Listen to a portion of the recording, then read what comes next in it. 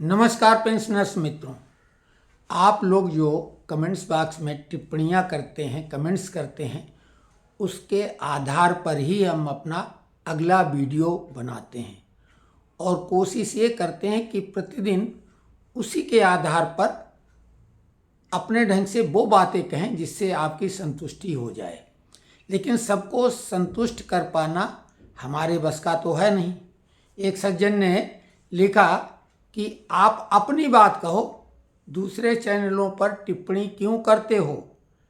श्रीमान जी, दूसरे चैनलों की हवा हवाई मनगढ़ंत कहानियों से परेशान होकर ही हमने ये शुरुआत की। आप लोग भी शुरू करें अपनी बात रखना, क्योंकि हम जोर ज़बरदस्ती नहीं कर रहे हैं कि आप इसे देखो सुनो। आप लिखो जरूर, कुछ भी आलोचना करो, लेकिन अगर कोई गलत कह रहा, मनगढ़ंत कह रहा, वो कोई कितना भी बड़ा आदमी क्यों ना हो, वो नेता हो, अभिनेता हो, बड़ा न्यूज रीडर हो, बड़ा पत्रकार, क्या फर्क पड़ता है। हमारे लिए कोई बड़ा नहीं है, सभी लोग समान हमारी नज़रों में है। और हम अपने पेंशनर्स मित्रों के लिए जो हमसे संतुष्ट हैं उन्हीं के लिए ये वीडियो बनाते हैं, इस वायदे और दावे के साथ कि हमसे गलतियां हो सकती बोलने में, और अगर त्रुटियां हो तो इंडिकेट करो। कोशिश करेंगे कि अगली बार उस तरह की त्रुटियां या गलतियां ना हो। लेकिन एक दावा और एक वादा हम हर वीडियो के साथ प्रायः करते हैं कि हम पूरी कोशिश करते हैं ईमानदारी के साथ कि कोई भी हवा हवाई बात न करें और तथ्यात्मक बात ही रखें। लेकिन लोग अपने वीडियो को ज़्यादा पॉपुलर करने के लिए, ज़्यादा लोग देखें, इसके लिए मनगढ़ंत कहानियाँ, मनगढ़ंत थंबनेल, मनगढ़ंत जो है हेडलाइन बनाते हैं। हम ऐसा बिल्कुल नहीं करते हैं। पुनः ये दावा दोहरा रहे हैं कि अभी तक जो 450 से अधिक वीडियो विभिन्न विषयों पर डाले हैं, किसी भी एक वीडियो के कंटेंट में आपको फर्जीवाड़ा, धोखाधड़ी, झूठ, चालाकी नज़र आए तो आप बता दो। तो पुनः हम आपके सामने बात रख रहे हैं। एक सज्जन ने बोला आप फेक न्यूज़ देते हैं, यानी झूठी खबरें फैलाते हैं। हमने उनको बोला पर्टिकुलर आप इंडिकेट करो कि कौन सी खबर हमारी झूठ है। हम इसी बात से तो बचने की कोशिश करते हैं और बचाने की कोशिश करते हैं। हालांकि कोई भी चैनल मनगढ़ंत कहानी सुना के भी आपका कोई नुकसान नहीं कर सकता। देखिए, होना या सरकार जो निर्णय लेगी वो तो लेगी ही, और लेगी तब सबको फायदा होगा, नहीं लेगी तो कुछ नहीं होगा। खबरें बताने से क्या होता है, चाहे मनगढ़ंत हो या जैसी भी हो। तो अभी फिर से लोग बाढ़ ले आए हैं अपनी तरफ से कि सरकार ने ये कर दिया, सरकार ने वो घोषणा कर दी, सरकार ने खुश कर दिया, सरकार ने सौगात दे दी, सरकार ने गिफ्ट दे दिया, बल्ले बल्ले कर दी। अभी ऐसा कुछ नहीं। और ये बात हमने बताई थी, 9 फरवरी तक का सत्र था। सत्रावसान के बाद हमने कहा था कि निर्णय लिए जाएंगे कैबिनेट बैठक के द्वारा, क्योंकि बजट फ्लैट था। सत्रावसान 9 फरवरी के बजाय एक दिन एक्सटेंड किया गया, और हमारी जानकारी में तो शनिवार को ये पहली बार ऐसा आगे बढ़ाया गया, नहीं तो शनिवार को सदन की कार्यवाही नहीं रहती है। लेकिन वो हुआ, और उसमें मुख्य मुद्दा राम मंदिर का था, और कुछ बातें भी हुई, लेकिन मुख्य मुद्दा वही था, महत्वपूर्ण था। बहुत अच्छी बात है। लेकिन अब महत्वपूर्ण दौर शुरू होगा। अभी ऐसा कोई निर्णय नहीं हुआ है कैबिनेट का डीए एरियर के मामले में, या 8वें पे कमीशन के लिए जिनकी चर्चाएं लोग कर रहे हैं, न फिक्स मेडिकल अलाउंस का। जब भी होगा हम कोशिश करेंगे आपको तत्काल उसकी जानकारी दे दें। लेकिन ये जरूर है कि उम्मीदें अवश्य रखो। कहावत है, आशा से आसमान है, और चुनावी आचार संहिता लगने के पहले जरूर कुछ खुशखबरियां मिलेंगी जो हम आपके मन को प्रसन्न करेंगी। विशेषकर DA arrear, fix medical allowance, इन 2 खबरों के बारे में हमें भरोसा है। उसकी भूमिका भी तैयार हो चुकी है। भूमिका इस तरह से तैयार हुई है कि जो बीपीएमएस के जनरल सेक्रेटरी मुकेश सिंह जी हैं, उन्होंने डीए एरियर्स के लिए लेटर लिखा। पे कमीशन के लिए रामनाथ ठाकुर, जो कर्पूरी ठाकुर के सुपुत्र हैं, उन्होंने बाकायदा राज्यसभा में प्रश्न पूछा, और बहुत जबरदस्त ढंग से वो सवाल उठाया। सरकार में शामिल होने के बावजूद सरकार पर तंज कसा, दबाव डाला। लेकिन हमने आपको बताया कि 8वां पे कमीशन सरकार नहीं घोषित करेगी।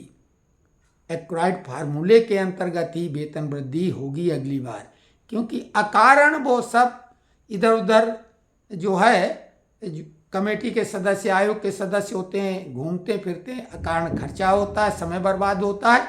और पे कमीशन 1 जनवरी 2026 को लागू होगा, मैनुअली कुछ नहीं होगा। इतना कालखंड बहुत ज़्यादा है, आजकल 1 महीना पर्याप्त समय होता है। तो 8वें पे कमीशन की घोषणा की कोई बात नहीं।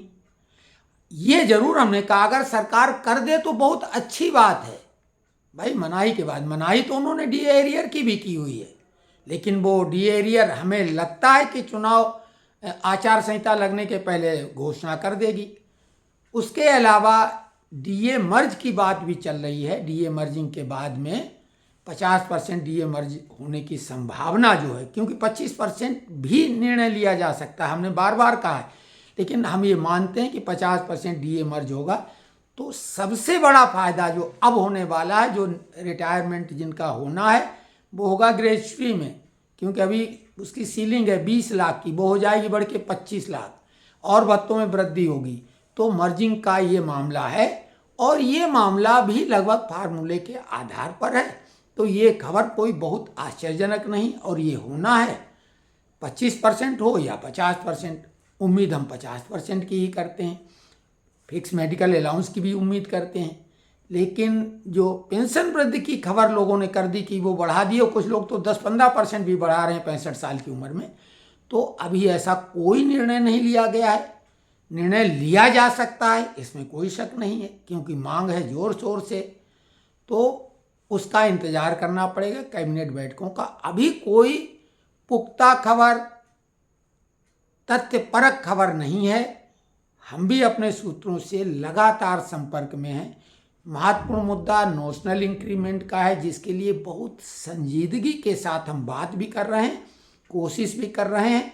और आगे विकल्प क्या हैं, जो हमने वायदे खुद कर दिए हैं कि अगर सरकार सबको नहीं देती, सबको मतलब जिन लोगों ने कोर्ट केस जीत लिया है उन्हें तो मिलना ही है, सभी तरह के लाभ मिल रहे हैं।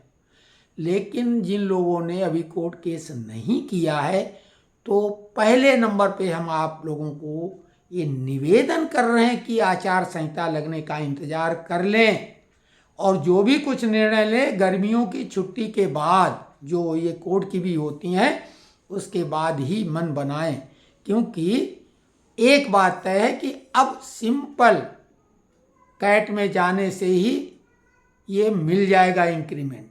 हमारी कोशिश होगी कि हम सबकी तरफ से सामूहिक एक पॉलिसी मैटर के आधार पर सुप्रीम कोर्ट में जाके सबके लिए आदेश सुप्रीम कोर्ट से कराएं। इसके लिए पूरी तरीके से तन मन धन से हम प्रयास अपने लेवल का 100% करेंगे। केवल एक ही कंडीशन कि हम तब तक जिंदा रहें। हमारा वायदा तो हमारे जीवन के साथ है, जीवन खत्म वायदा खत्म।